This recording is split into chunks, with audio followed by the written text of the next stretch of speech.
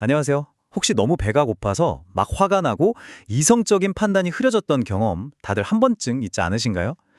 오늘은 바로 그 지점에서 시작하는 이야기, 출애굽기 16장에 담긴 만나 이야기를 아주 깊숙이 파헤쳐 보려고 합니다.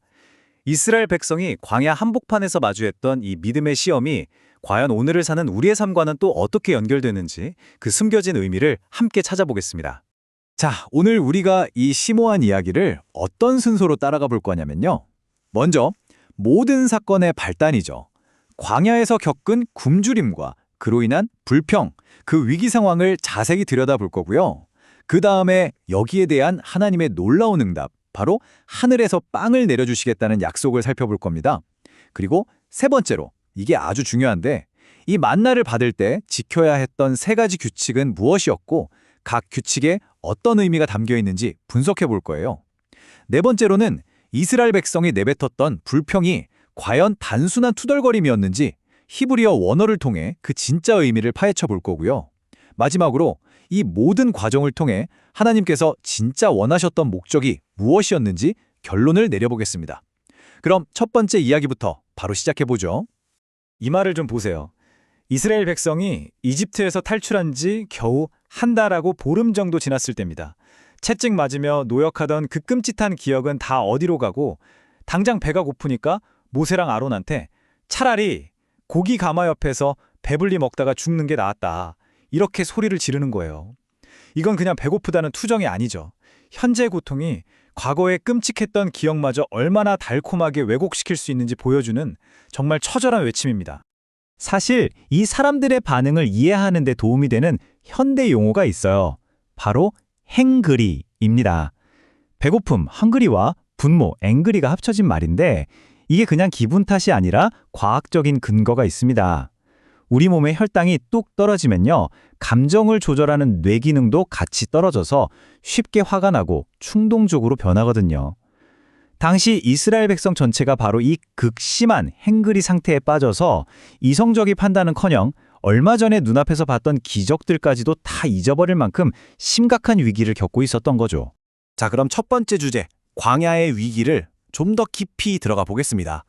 여기서 우리가 주목해야 할 포인트는 이거예요. 그냥 배가 고팠다는 이 육체적인 문제가 어떻게 하나님에 대한 믿음 전체를 흔드는 영적인 위기로까지 번졌는가? 그리고 그 절망감이 어떻게 그래도 노예 시절엔 배는 굶지 않았지라며 과거를 미화시키는 기억 왜곡까지 일으켰는지 그 과정을 자세히 살펴보겠습니다. 이게 정말 기가 막힌 게 뭐냐면요. 이 사람들이 불과 얼마 전까지만 해도 10가지 재앙으로 이집트가 초토화되는 걸 봤어요. 거대한 홍해가 눈앞에서 쩍 갈라지는 말도 안 되는 기적을 온몸으로 체험한 사람들이란 말입니다.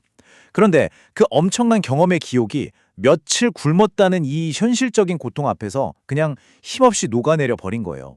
이건 당장의 결핍이 우리의 신앙과 기억을 얼마나 쉽게 무너뜨릴 수 있는지를 보여주는 아주 생생한 증거라고 할 수 있습니다. 자, 그렇다면 이런 백성들의 처절한 불평에 하나님은 어떻게 반응하셨을까요? 여기서 중요한 건 하나님이 이 문제를 그냥 배고파? 알았어, 밥 줄게 이런 식으로 단순하게 해결하지 않으셨다는 점입니다. 오히려 이 위기를 하나의 거대한 교육의 기회로 삼으셨어요. 수백 년간 몸에 밴 노예의 생각 방식을 버리고 진정한 자유인으로 살아가는 법을 가르치기 위한 완벽한 교실로 만드신 거죠. 하나님은 매일 아침 하늘에서 비처럼 양식을 내려주겠다고 약속하십니다. 그런데 이 약속 뒤에 아주 중요한 조건이 붙어요. 내가 시험하리라. 바로 시험이라는 단어입니다. 여기서 말하는 시험은 지식이 얼마나 많은지, 능력이 얼마나 좋은지 테스트하는 그런 시험이 아니에요. 이건 관계에 대한 시험, 신뢰에 대한 시험입니다. 과연 너희가 다른 무엇도 아닌 내 말을 믿고 매일 순종할 수 있겠니? 이걸 물어보시는 거죠. 단순한 식량 공급이 아니라 매일의 순종을 통해 하나님과의 관계를 새롭게 쌓아가는 훈련의 시작이었습니다. 자, 그렇다면 하나님께서 설계하신 이 신뢰 테스트의 구체적인 내용은 뭘까요? 그 핵심은 바로 만나를 거둘 때 지켜야 했던 세 가지 규칙 안에 다 들어 있습니다. 이 규칙들은요, 그냥 지침사항이 아니에요.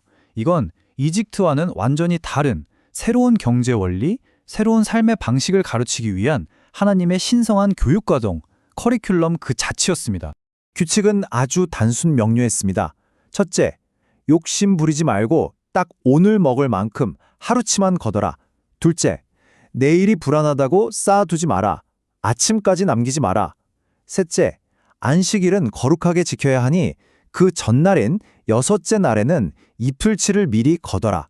이 세 가지 규칙은 전부 다 이집트에서 배웠던 생존 방식, 즉 불안해서 쌓아두고 내일을 믿지 못하고 쉼없이 일해야 했던 그 모든 습관을 버리게 하려고 아주 정교하게 설계된 것들이었습니다. 자, 이 표를 보면 각 규칙에 담긴 진짜 목적이 한눈에 보이죠. 하나씩 자세히 뜯어볼게요. 첫 번째, 하루치만 거두라는 규칙은 뭘 가르치기 위함이었을까요? 바로 너희의 안전은 창고에 쌓아둔 양식이 아니라 매일 아침 너희를 먹이는 나에게 있다는 걸 가르치기 위함이었습니다. 두 번째, 남기지 말라는 규칙은요, 내일은 굶을지도 몰라 하는 그 결핍에 대한 두려움, 그 노예 근성을 뿌리 뽑기 위한 거였어요. 마지막으로 여섯째 날에 2배로 거두라는 건 하나님의 말씀에 순종하면 쉼, 즉 안식도 보장된다는 걸 가르치기 위함이었죠. 이 모든 것은 결국 쌓아두는 것을 신뢰했던 이집트의 세계관에서 매일 공급하시는 하나님을 신뢰하는 하나님 나라의 방식으로 삶 전체를 전환시키는 훈련이었던 겁니다. 하지만 이 새로운 삶의 방식에 적응하는 게 어디 쉬웠겠어요? 아니나 다를까 사람들은 이 규칙을 바로 어겨버립니다. 불안감을 이기지 못한 몇몇 사람들이 다음날 먹으려고 만나를 몰래 남겨뒀던 거죠. 결과는 어땠을까요? 하나님의 말씀대로 다음날 아침이 되니 벌레가 생기고 썩어서 악취가 진동했습니다. 이건 단순히 그들이 욕심이 많았다는 걸 보여주는 게 아니에요. 수백 년 동안 노예로 살면서 뼛속까지 박힌 그 불신과 불안이라는 옛 습관이 얼마나 끈질긴지를 극명하게 보여주는 사건이었습니다. 자, 그럼 이제 문제의 진짜 뿌리를 파고 들어가 볼 시간입니다. 그들의 불순종은 어디서부터 시작됐을까요? 바로 불평에서부터 시작됐죠. 그런데 성경에서 말하는 이 불평은 우리가 생각하는 것처럼 그냥 투덜거리고 불만 말하는 수준이 아니었습니다. 원어인 히브리어를 들여다보면 그 안에는 훨씬 더 심각하고 하나님의 권위에 정면으로 도전하는 무서운 의미가 숨어 있습니다. 과연 그들의 외침은 단순히 배고파서 하는 투정이었을까요? 아니면 그 말 속에 뭔가 더 근본적이고 심각한 의도가 숨어 있었던 걸까요? 이 질문의 답을 원어에서 찾아보겠습니다. 성경 원어인 히브리어로 이 불평하다, 원망하다라는 단어가 룬인데요. 이 단어가 가진 뉘앙스가 아주 중요합니다. 이건 그냥 나 이거 마음에 안 들어 정도의 개인적인 불만이 아니에요. 이건 공동체의 지도자가 가진 정당하고 합법적인 권위에 대해서 난 당신의 리더십을 인정 못하겠다고 정면으로 반기를 드는 아주 조직적이고 정치적인 행위를 의미합니다. 다시 말해 그들의 불평은 모세와 아론의 리더십을 무너뜨리려는 일종의 반란 시도와 같았던 겁니다. 이 눈이라는 행위가 왜 그렇게까지 심각하냐면 바로 하나님께서 모세에게 부여하신 특별한 권위 때문입니다. 하나님은 모세를 그냥 리더로 세우신 게 아니에요. 너는 백성에게 하나님같이 될 것이다. 내가 너를 파라오에게 신같이 되게 했다고 말씀하셨어요. 모세는 하나님의 대리인, 하나님의 입 그 자체였던 거죠. 그렇기 때문에 모세를 향한 불평, 즉 룬은 곧 그를 세우신 하나님 자신에 대한 직접적인 도전이자 반역행위로 간주될 수밖에 없었던 겁니다. 여기에 이 문제의 핵심을 꿰뚫는 또 하나의 중요한 히브리어 개념이 등장합니다. 바로 시험하다라는 말의 특별한 형태인 PL인데요. 우리가 일반적으로 생각하는 긍정적인 테스트와는 완전히 다른 아주 부정적인 뉘앙스를 가진 단어입니다. 이건 마치 아이가 부모의 사랑을 확인하고 싶어서 일부러 위험한 행동을 하면서 진짜 날 사랑한다면 구해봐 라고 떼를 쓰는 것과 같아요. 상대방의 능력과 존재 자체를 의심하면서 그 한계를 보기 위해 일부러 고통을 가하는 도발적인 행위, 그게 바로 PL입니다. 바로 이 구절이 그 PL의 의미를 가장 정확하게 보여주는 실제 사례입니다. 이건 물론 만나 사건 바로 뒤에 물이 없다고 불평했던 사건이지만 이스라엘 백성의 근본적인 태도를 정확히 보여주죠. 그들은 그냥 물 달라고 한 게 아니에요. 하나님이 진짜 우리랑 같이 있는 거 맞아 아냐? 이렇게 하나님의 존재 자체를 시험대에 올려놓고 흔들어댄 겁니다. 이건 믿음의 시험이 아니라 하나님의 신실하심에 일부러 상처를 내는 불신의 도발이었던 거죠. 자, 우리는 지금까지의 이스라엘의 불평이 단순한 투정이 아니라 권위에 대한 도전이었고 그들의 시험이 믿음이 아닌 불신의 도발이었다는 걸 확인했습니다. 그렇다면 이 모든 고통스럽고 힘든 광야 학교를 허락하신 하나님의 최종 목표는 과연 무엇이었을까요? 마지막으로 이 모든 경험을 통해 하나님께서 진짜로 가르치고 싶으셨던 것이 무엇인지 살펴보겠습니다. 모든 답은 바로 이 구절에 있습니다. 하나님께서 저녁에는 메추라기를, 아침에는 만나를 주신 궁극적인 이유. 그것은 그들이 먼저 배부름이라는 실제적인 만족을 경험하고 그 경험을 통해 이분이 진짜 우리를 책임지시는 주님이시구나 라는 사실을 의심 없이 알게 하기 위함이었습니다. 여기서 안다는 건 머리로 아는 지식이 아니에요. 온몸으로 겪고 체험해서 얻는 관계적인 알을 말합니다. 결국 이 모든 시험과 공급은 그들의 필요를 채워주심으로써 하나님이 누구신지를 뼛속까지 알게 하시려는 하나님의 큰 그림이었던 거죠. 결론적으로 이 만나 이야기는 두 세계관의 거대한 충돌이라고 정리할 수 있습니다. 한쪽에는 눈에 보이는 것을 창고에 쌓아둬야만 마음이 놓이는 인간 중심의 이집트적 세계관이 있고요. 다른 한쪽에는 당장 눈에 보이는 건 없어도 매일 주시겠다는 하나님의 말씀을 믿는 하나님 중심의 방식이 있습니다.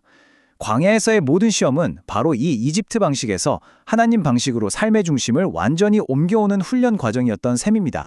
자, 이 만나의 교훈을 우리 각자의 삶에 적용해 보면서 오늘 이야기를 마무리하려고 합니다. 우리 모두는 저마다의 광야를 걷고 있고 그 길 위에서 반드시 크고 작은 결핍의 순간을 만나게 되죠. 바로 그때 우리의 첫 번째 반응은 무엇인가요? 과거에 내가 통제할 수 있었던 안정감을 그리워하며 이집트식 불평을 하고 있나요? 아니면 지금 당장 눈에 보이지 않더라도 오늘 나에게 필요한 것을 반드시 주실 거라는 매일의 신뢰로 나아가고 있나요? 이 질문에 대한 우리의 솔직한 답이 바로 오늘 나의 믿음이 서 있는 정확한 주소일 것입니다.